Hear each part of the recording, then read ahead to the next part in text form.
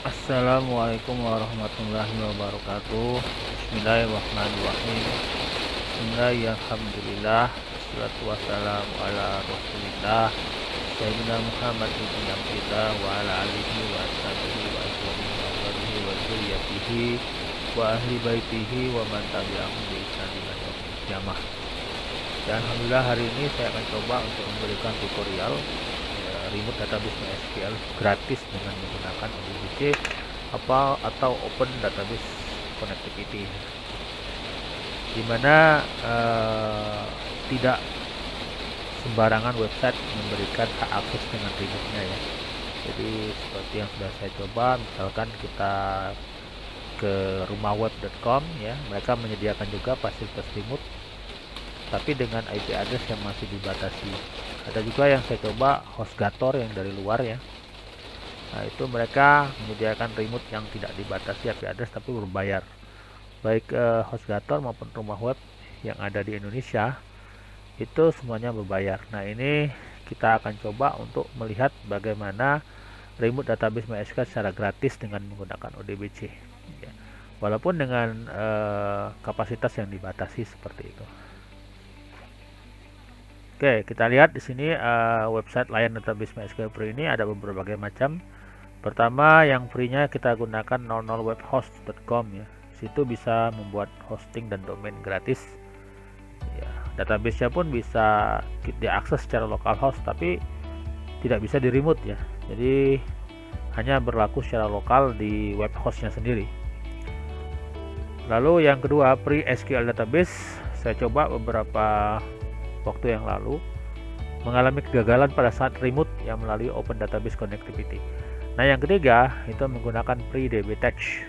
Nah, ini kayaknya akan berhasil menggunakan FreeDBTouch yang sudah saya coba dan berhasil kita lakukan connectivity.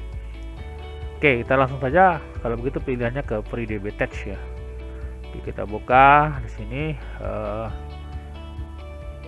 Saya akan mulai dari awal, mulai dari email yang baru ya. Mungkin saya send out dulu yang ini, saya send out email saya ini. Oke, sekarang kita pilih FreeDBTouch ya. FreeDBTouch di sini. Nah, ini ada websitenya ya. Jadi kita pilih register saja. Kita masukkan user yang Anda inginkan. Misalnya saya memasukkan user di sini, misalkan saya masukkan Pak Arianto, Pak Karyanto. Pak Arianto, kita masukkan emailnya pakartng2013@gmail.com. Lalu password yang kita inginkan untuk membuka FreeDB ini, silakan Anda pilih password Anda sendiri ya. Oke, lalu kita centang I am not robot ya. Lalu kita pilih sign up di sini. Oke, di sini biar login ya, tapi di sini kita diminta untuk, kita belum bisa membuat database, tombol create-nya belum ada karena kita belum melakukan konfirmasi. Oke, kita buka dulu email kita seperti itu yang dikirim ke email ya. Kita pilih di sini ini ya, Pak Arianto the next generation, saya pilih ini. Lalu kita masukkan password kita, kemudian next saja. Nah, di sini ada konfirmasinya ya. Jadi kita klik saja sini. Lalu verify your email.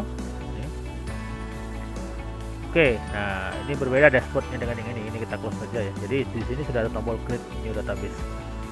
Nah, lalu kita bisa memasukkan database yang kita inginkan. Misalkan kita masukkan aja database yang sederhana apa kayak misalnya DB coba. Nah, saya masukkan DB coba. Kita masukkan coba DB ya. Coba DB, yang ini coba user, yang ini coba PSW, create database. Oke, nah sini sudah berhasil dibuat databasenya ya. Jadi kita bisa membuka PHP admin. Kita lihat saja di sini PHP adminnya. Oke, di sini ini kita bisa masukkan username-nya. Username-nya ini ya. Jadi dia menambahkan FreeDBTouch di depannya ya. Oke, kita masukkan saja sini. Lalu passwordnya yang kita buat tadi ya, coba PSW ya. Go.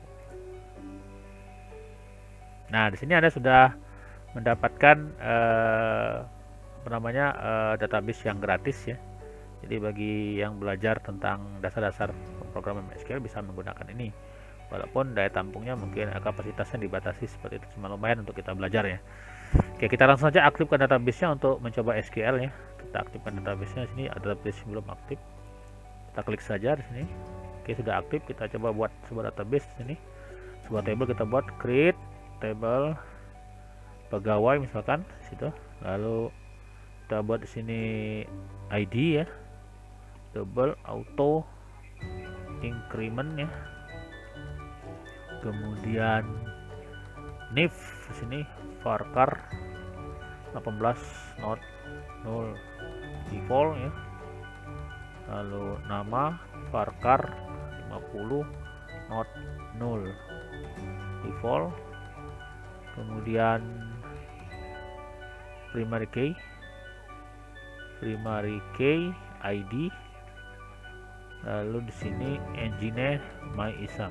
Oke, di sini tanda silang, berarti ada salah. Kita lihat sini ID double anto. Wah, ini harusnya auto ya. Auto increment ya. Nah, ini udah hilang ya, tanda salahnya udah hilang kalau sudah benar.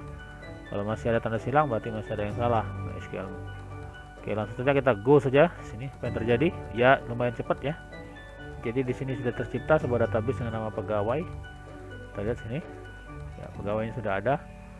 Ini ya masih kosong ya, strukturnya ini sudah kita buat tadi. Nah, sekarang coba kita close ini PHP adminnya. Nah, sekarang coba kita akan akses dari ODBC. Jadi kita coba membuka control panel ya.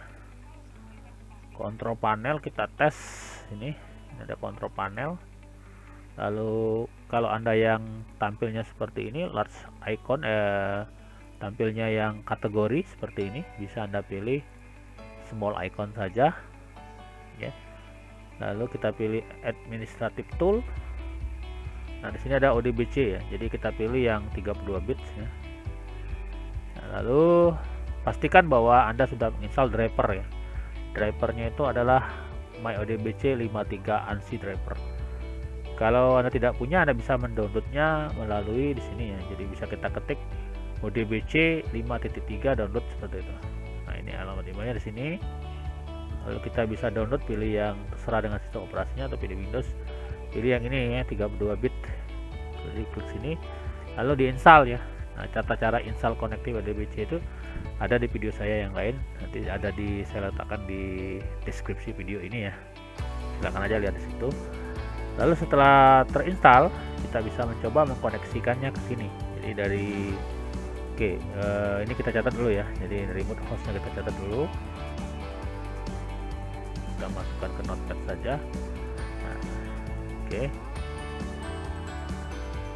Oke, misalkan sekarang kita logout ya, logout dari sini ya. Kita uji apakah berhasil. Coba kita logout dalam kondisi logoutnya.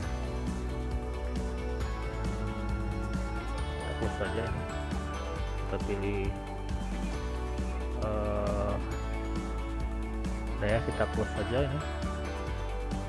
Ada logoutnya ya. Oke. Sini oke. Sini tidak ada logout kayaknya.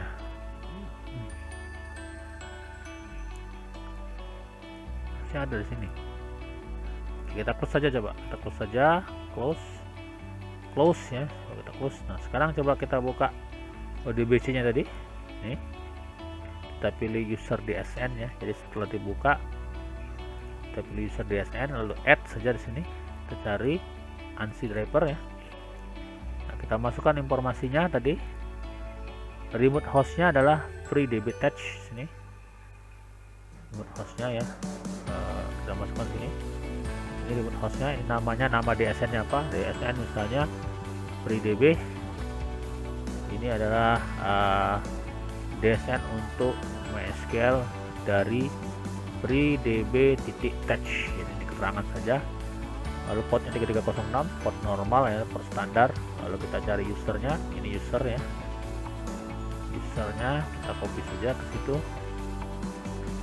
User, lalu kita kita memilih password ya, coba password,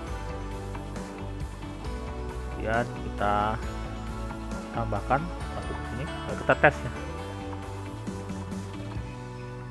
Nah, kalau tidak ada masalah maka kita bisa melakukan koneksi ya. Kalau ada masalah berarti kemungkinan ada firewall Anda yang memprotek internet ya.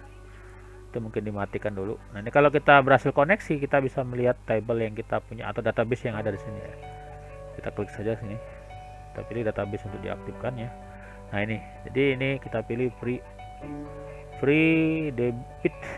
DB touch. Coba DB. Oke, kita klik oke. Nah, sudah berhasil terkoneksi ya. Jadi kita close saja, nanti tinggal dipanggil saja ini dari program aplikasi desktop pemrograman seperti Microsoft Visual Pro, Microsoft Visual Basic bisa langsung diakses. Dan begitu Anda menyimpan data, langsung akan tersimpan ke FreeDB yang ada di webnya tadi, seperti itu. Ya. Jadi ini saya simpan saja dulu informasinya ini. Ini ya. Oke, nah saya kira itu saja yang bisa saya berikan untuk saat ini tutorialnya. Jadi silakan mencoba ya. Mudah-mudahan Anda juga berhasil membuat remote database melalui website FreeDB Touch. Demikianlah, bila kurang saya mohon maaf. Sampai jumpa pada tutorial selanjutnya. Jangan lupa subscribe ya, like and subscribe. Wassalamualaikum warahmatullahi wabarakatuh.